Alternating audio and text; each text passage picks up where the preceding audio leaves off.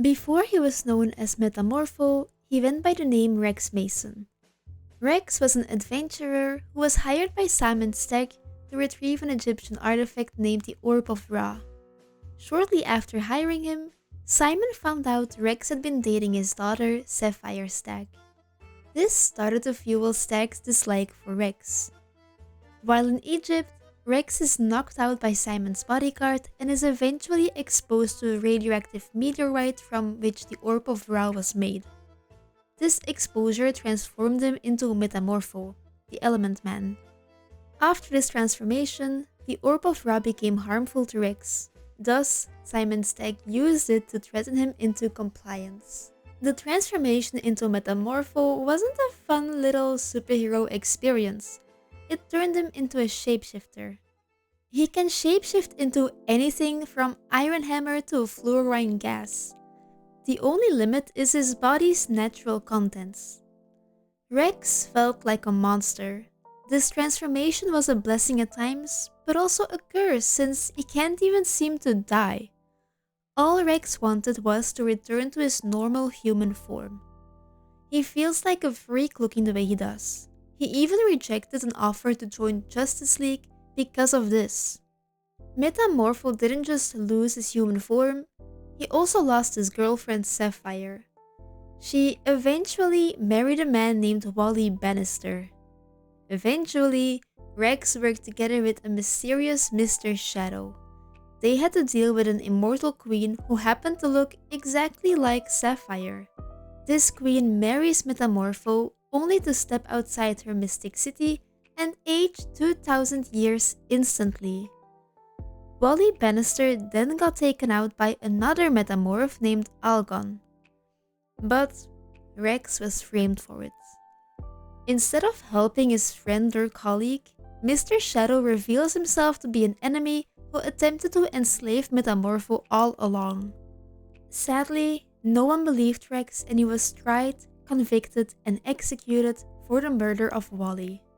Rex can't die, and in comics, people usually don't actually die or at least stay dead. Turns out, Metamorpho was revived by Element Girl, aka Urania Rainey Blackwell. She's a woman who deliberately exposed herself to the Orb of Ra just to get its powers. She was romantically interested in Rex, but he abandoned her to pursue Sapphire. Anyway, Metamorpho spent a long time immersed in a chemical bath made by Stagg in order to cure his condition. Simon, however, retrieved him early to save his daughter. Rex Mason eventually found his place in several superhero groups, but mainly the Outsiders. The Outsiders is a team of heroes who don't fit the mainstream norms of the superhero community, such as the Justice League. Most of the time, the Outsiders consist of Black Lightning, Metamorpho, Geoforce, Katana, Halo, Looker, and sometimes Batman, who founded the team when his ties with the GLA were strained. Rex's heroic acts did not go unnoticed and he was invited to join the Justice League of America. He rejected his invitation, but he did briefly join the Justice League Europe. During his time there, he learned he had a son with Sapphire Stagg. The baby had special abilities and only Sapphire and Rex were protected. For instance, a security guard of Simon named Java held the baby and it burned his arms off. Rex gave the baby to Simon Stagg. Although hesitant, he did pick up the baby and was fine. Metamorpho's friends were puzzled and asked how Metamorpho knew Simon would be unaffected. Rex replied that he didn't know and hoped the baby actually killed Simon. So, Metamorpho is a superhero who can transform his body into a wide variety of elemental compounds and form them at will.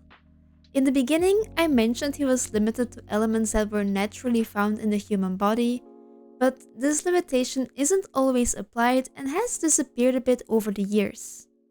Metamorpho can stretch, bounce, elongate, and reform himself like rubber. He's also able to alter the consistencies of these chemical elements and he can combine them. One thing Metamorpho really struggles with is insecurities, and it's the same in Element Girl.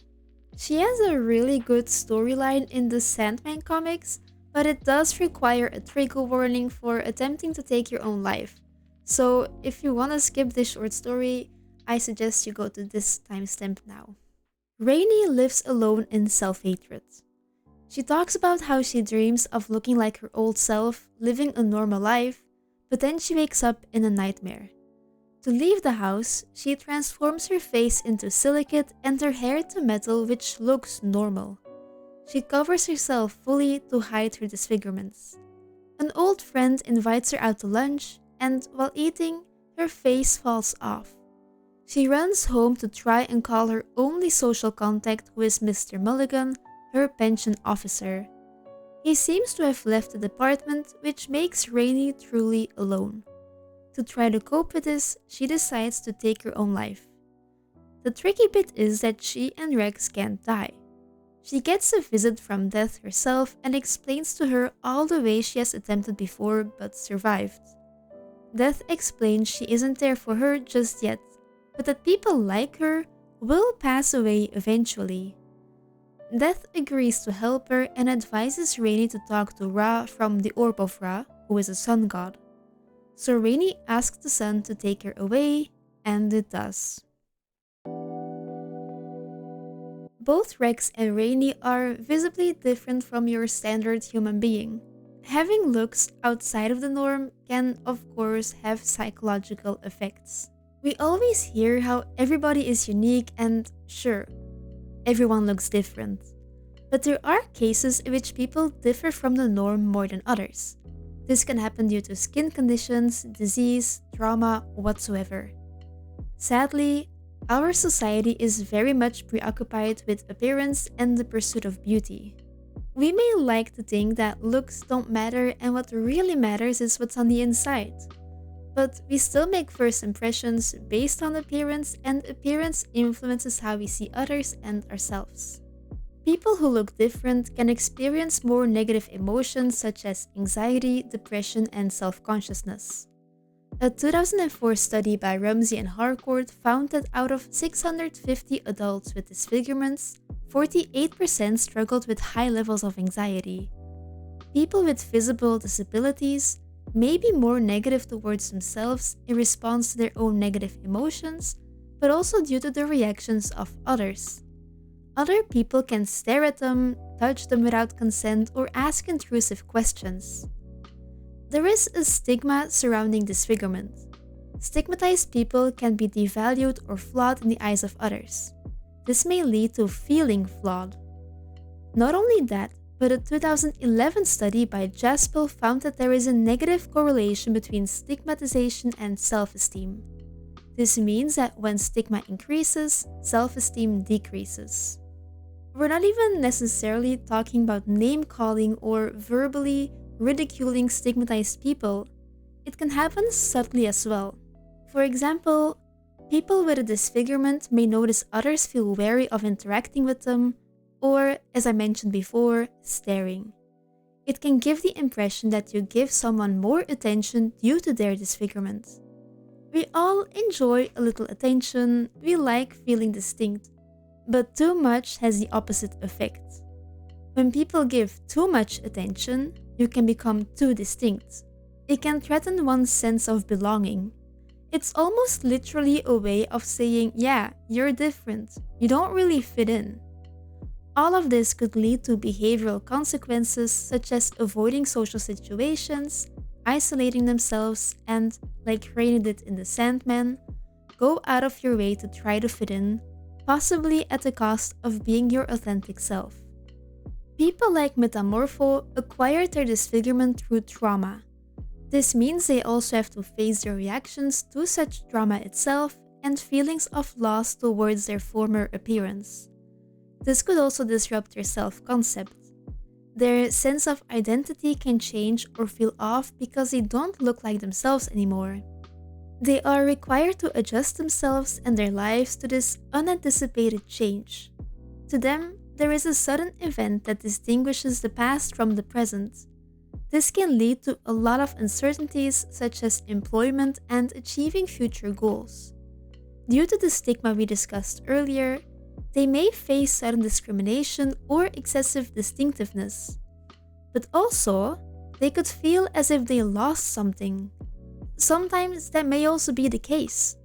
It's possible they lost part of themselves, making future goals suddenly unachievable or with a lot more work and hardship.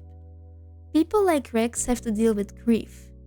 They may be exposed to photos or memories from their lives prior to disfigurement, which can be accompanied by grieving the life they had or the life they could have had. Acquiring a visible difference later in life can mess with their internal body image and can cause a loss of identity. Studies show that people who acquire a disfigurement later in life, particularly after puberty, tend to find it harder to adjust to a change in their body image and self-esteem. We have a self-concept. In short, it's how we believe we look like and what our lives look like. It's the perception we have of ourselves. People who went through a disfigurement later in life can experience a contrast in their self-concept. There can be a difference between their new appearance and their perceived self. We see a lot of this in Metamorpho as well. From the moment he turned into his Metamorpho form in The Brave and the Bold issue 57, he expressed disgust and a wish to return to his original form. This is, of course, a very normal reaction to such an abnormal experience. But throughout his existence, he wanted nothing more than to be his old self again. He dealt with insecurities and low self-esteem due to the way he looked and how it changed his life. He also experienced stigmatization.